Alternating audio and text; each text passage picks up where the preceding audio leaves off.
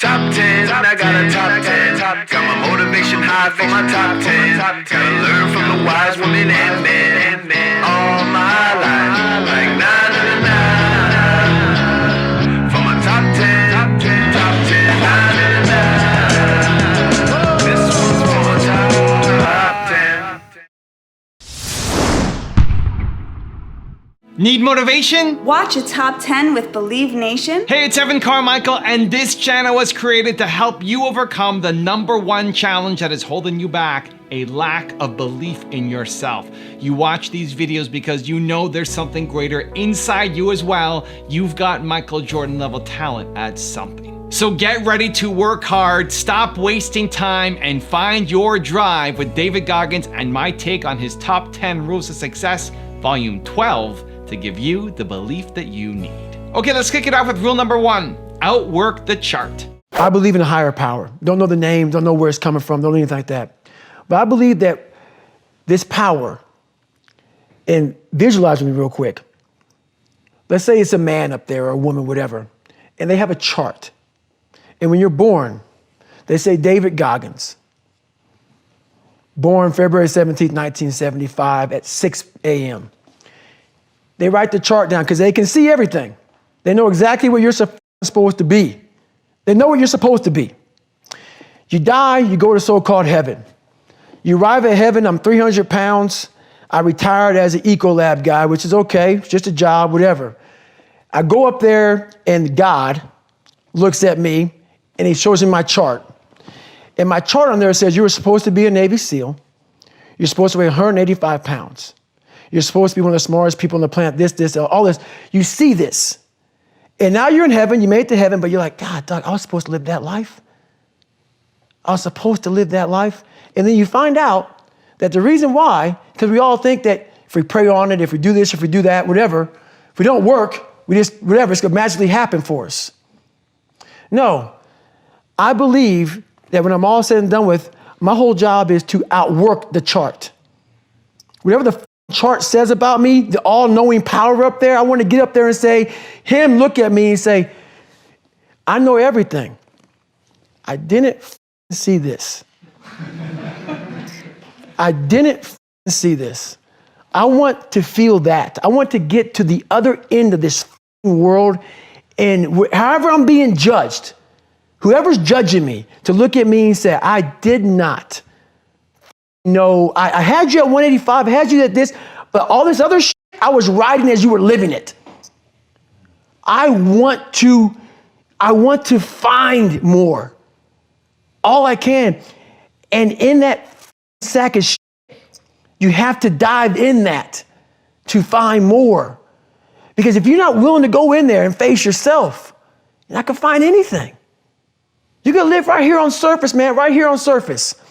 So if there is an ending to this world and there is somewhere to go and there's a judgment, you're gonna get there and you might see a chart. And that chart may tell you who the you should have been. And now you get the rest of your life to think about that. Man, I could have lived a much better life if I just would have just suffered a little bit more. Rule number 2, don't be complacent. You become complacent. You become very civilized in life. You know, the worst thing that can happen to a person is you become civilized. When you get to that point where you believe that you've arrived, when you, my God, man, I'm up there near Michelle Obama on my book. I've done it, man. Mm-hmm. I'm good. You can coast. I'm good. You don't have to do her. I ain't got to do her. You played your man card. The fuck I'm doing? I don't have to be a wildland firefighter, man. I retired from the military. I ain't got to go out there and dig fire line for 3 miles. I'm 43, man. I've done it. You should just be flying first class everywhere and doing speeches and getting paid crazy cash. And laying in a hotel, kicking it, man. And that's exactly when it's over. That mindset right there to me is death. I'm not saying you can go as hard as you did when you were 20 or now at 43, but there's a new bar that you must always set in your life. And once you become complacent and you become civilized, you've arrived, you're no good for anybody. Rule number 3, embrace the moment. There's some times where the mind gets overwhelmed and you cannot slow it down. But by these certain tools I developed, by not allowing your mind to get away from the moment. You have to think about the exact moment that you're in. But I saw when I was younger, the moment became too big. When it became too big, I spazzed out and I would quit. But now I don't think about even like an hour from now, I'll be eating. I don't even go there. Because then your mind, no, we must embrace this, because now you have to be a leader in this moment. It's not about you just getting through it. I had 5 guys, and 6 including me, in my boat crew. Now I was the boat crew leader. So now another trick is this: if you don't think about yourself, there's no pain. Which can also lead to pain later on in your life. But in these moments when you're struggling, if you are a true leader and you're worried about your men or women beside you, your mind doesn't care how cold you are anymore. Your mind's only worried about taking care of the men and women beside you. So I started realizing, man, if I take care of these cats to my left and my right in the worst moments, my mind is no longer thinking about, you're miserable, David Goggins, get the hell out of here. You're thinking about, how was John? How was Andy? How was Sam? How was Pete? Hey, how you guys doing? You're not thinking about me. Rule number 4, find your drive. When I was 300 pounds, I didn't have any drive. I'm gonna go be a Navy SEAL. What kind of stupid shit is that, 300 pounds? There wasn't like a drive to go be a Navy SEAL. I was an insecure, lying kid, afraid. I had to look at my insecurities and in my fear and find drive in that. We're all looking for passion. Passion's all around you. You have a whole stack of it all around you. It's your insecurities, all that shit. You gotta dive deep into that shit. It's all in there. All the energy and fuel you need is right in yourself. It's all there. You got a lot of stuff to do to overcome. And that's where I found it. I found it right there in my own insecurities. I found drive in my own insecurities. And that's the most powerful thing in the world. When you can find drive in your own doubt, fear, insecurities, you become very unstoppable. Also, if you want to have more confidence, check out my 254 series. They're free. The links to join are in the description below. Everything I didn't want to do is what got me to where I'm at today. You will never learn from people if we always tap dance around the truth. It's about what you're saying to yourself, but it also comes with work. So whenever I was getting beat down, physically, mentally, spiritually, whatever I was going through, just saying, I would put, you can't hurt me. Rule number 5, stop wasting time. Unreal how much time you waste during the day. And most of it is on these fucking computers, phones, Instagramming back and forth, whatever the fuck you call it nowadays, tweeting and texting and shit. We waste so much time on our little gadgets. It's unreal. And we talk about we have no time. If you really you have to take your day and write down this one day. Everything you do, write that down, and you're like, my God, I am wasting so much time on frivolous bullshit. It's not even funny. I mean, it will, if it doesn't infuriate you, it should. Because there's so much time. I can't get it in. Look at your schedule. You just wasted 7 hours today on bullshit. I mean, and you don't have an hour a day to try to get something in for yourself. I guarantee everybody can find an hour. Rule number 6, don't be afraid to fail. Most of us live our entire lives avoiding failure. It's funny. I walk around, people come up to me and they say, man, you're that Navy SEAL, you went through Ranger School, you were, Air Force TAC P, you did the pull-up record, you run all these ultra races, all this shit, man. The funny thing about it that I think about is this. They know that part of me. This is the part I know about myself. I failed the ASVAB test to get in the military 3 times. In the Air Force, failed at pararescue. In the SEALs, it took me 3 times to get through Navy SEAL training. The pull-up record took me 3 times. This is what I know about me. So what I'm saying is this. You can't live your life being afraid to fail. All those failures made me the success in the day. Rule number 7, have a savage mentality. Not getting civilized is about having a savage mentality. Civilized is something where people, it's a comfortable world. A lot of us say, like for instance, I see these athletes right now who retire, I'm 38, I'm 39, I did 20 years at the top of my game, and I'm chilling out now. You see them a year later and how they look. what the hell just happened to you, dude? What the hell? You're one of the greatest athletes of all time. Kids looked up to you. Women, men of all ages looked up to you. And they hit the pinnacle where it's time to retire, and their mind says, whew, I'm civilized. The worst thing that could ever happen to any human being is they become civilized. It's that total accountability. Like even when you retire, there's a looking at me and judging me right now, man. I was the baddest person to ever live. It doesn't go away, man. You got to wake up. Even though you retired, you never retired. You're setting the example every single day of your life. And being civilized feels so good. I'm sorry, man. Once you get to the top, you may retire, but you ain't never coming back home, man, because now you're judged. People see you falling off. You want to be that guy who knows I may be retired from the sport or from wherever I did, but I'll be damned if you ever see me looking like shit, feeling like shit, not arriving. People, I've arrived mentality. You're always setting the example.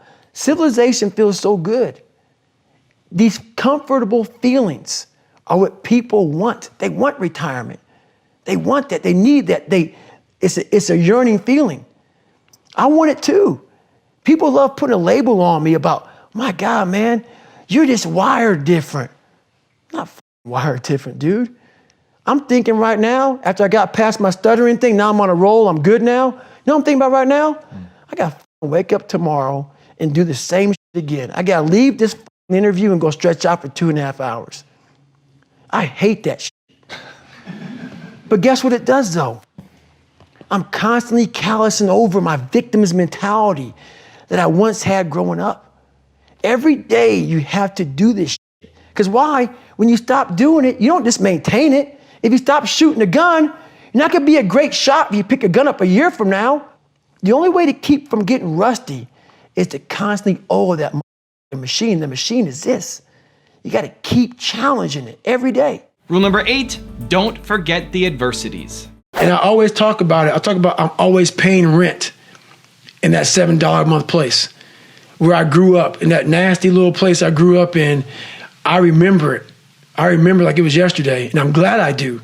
I never want to forget the dungeon of where I come from. Even though it's real spooky and it's scary and there's no lights on in there and there's cobwebs and some creepy in there, some demons, all those in there made me Goggins, made me who I am today. That's where the strength came from. You got to go back to the beginning, to the fundamentals of life, to the very fundamentals of where it all, like playing basketball. You got to go back to the fundamentals. You can't always just stay up here. You got to go back to scratch. Rule number 9, change your perspective. Take a different vantage point in life. When you are in the hell, you can't see the beauty of being in it when you're in it. Get on top of that mountaintop in your mind. Get on top of that mountaintop and look down on what you're doing. You can see a whole different world, and that world is beautiful, but you got to get a different vantage point in the suck. Don't be in it. Spiritually, get out of it. Get that soul. Look down on what you're doing. Be amazed by the process of where you're at now and where you came from. And rule number 10, the last one before a very special bonus clip, is control your life. By no means am I an expert at this, but I do know a lot about living in the sewer of life. I've been getting a lot of emails from different loved ones about people who have killed themselves. My next door neighbor 2 months ago, she just killed herself. Tons of veterans I know, they killed themselves. I got an email 2 weeks ago from a family member that an 11-year-old boy killed himself from people at school bullying him. One thing about life is that people in life, they are the ultimate puppet masters. They exploit your weakness and they love to walk you around life and own space in your head. One of the biggest ways to cut those strings and walk on your own 2 feet to your own destination in life is to build self-respect, self-esteem, self-discipline, all those things. Stay hard is not just about going to the gym. Stay hard is about going that extra step and you feel like you can't. That's what builds self-esteem and self-respect. Stay hard. Now I have a special bonus clip from David on how to do the work that I think you're gonna enjoy. But before that, it's time for the 3-point landing questions. Let's go from just watching a video to taking action. Here we go. Question number 1, where do you need to have more control of your life? Number 2, what's the most important perspective shift that you need to make? And number 3, what's the biggest waste of time in your schedule that you're going to eliminate? And if you like this video and you're going to take some immediate action, give me a #believe down in the comments as well. You have to always be willing to work. I don't follow people who talk about what they used to do in life. I don't give a f what you used to do. I don't care, like, you used to be the basketball. I don't care. What are you doing today? You may not be that person now, but what are you still doing to try to excel in life? And a lot of people now are talking. I hear so much talk. I don't hear a lot of work. I hear a lot of people telling you what you should be doing, how you should be doing it, how you should be living. And I look at them, and you're fat, you're out of shape, you look like shit, but you're telling them how to live. No, man, I won't listen to you. There's so many people speaking this shit, and that's what bothered me a lot in the military. There's a lot of people talking shit. I don't see the real suffering behind it, behind what you're saying. That's why everybody said, man, you talk with so much passion because it's a real place. It sucks to get up in the morning time. It was raining like cats and dogs. I want to get my shoes on and go run. But guess what? I got my shit on and ran. Yeah. Got that on Fear and ran. is the vision that's coming into my mind is Jake LaMotta at the end of Raging Bull when he's all fat and he's staring at himself and in his own lack of accountability mirror, right? Like drunk and talking about the good old days. Right. There are no good old days, man. There are no good old days. Yeah. You gotta go back and use it for strength, man, but it's where you're at now.